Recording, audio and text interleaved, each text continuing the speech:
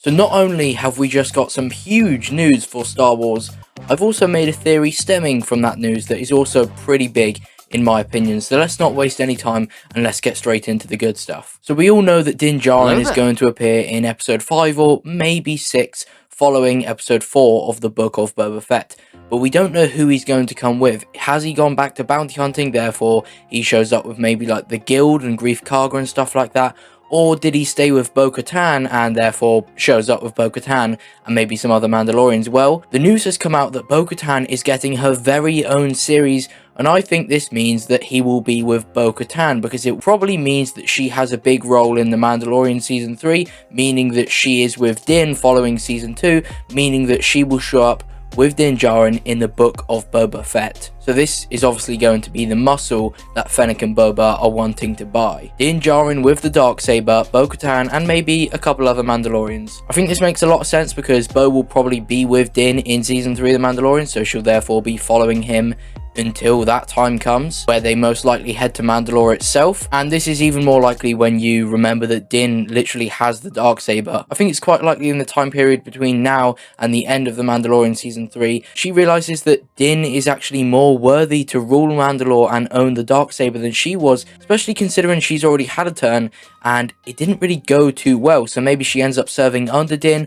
or finds a new motivation that ends up driving the concept and the idea of her new series. If you assume that the Bo-Katan series takes place after The Mandalorian Season 3, it's very hard to get a read on what it could be, because we've only ever seen Bo-Katan really just interested in Mandalore and Mandalore alone, and assuming that all goes well in Mando Season 3 and Din does reunite Mandalore, then I don't really know what else she could do. Maybe we see her growing more angry and frustrated with Din throughout Mando Season 3, and by the end of it she ends up challenging him to a duel and ends up beating him, and then she owns the Darksaber and reunites Mandalore in her own series.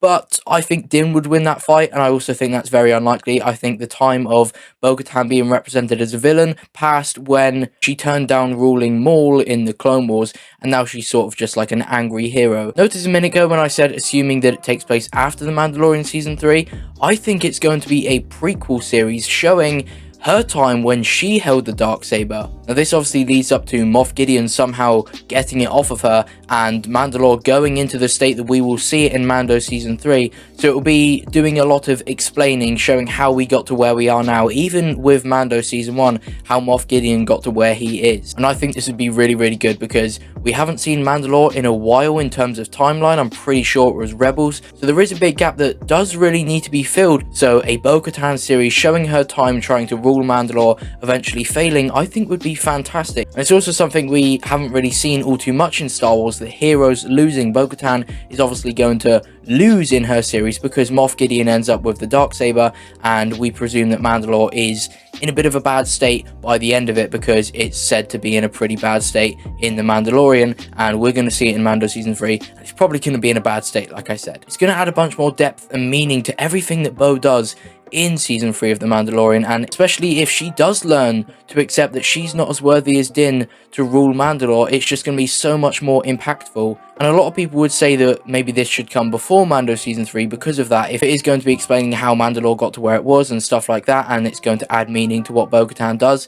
But you know, the prequel trilogy came after the original trilogy, and it added a lot more depth and meaning and everything behind everything Darth Vader did, and I still think that worked out pretty well. Wouldn't you agree? So yes, that is my theory based on the news of Bo-Katan getting a brand new series. I think that one with Moff Gideon being a prequel series is 10 times more likely than Bo-Katan turning evil at the end of Mando Season 3 and then having her own series trying to rule Mandalore again, just because I think they're trying to make her seem like a good person now. I think that it would be a much more interesting concept, and I'd rather see it, to be honest.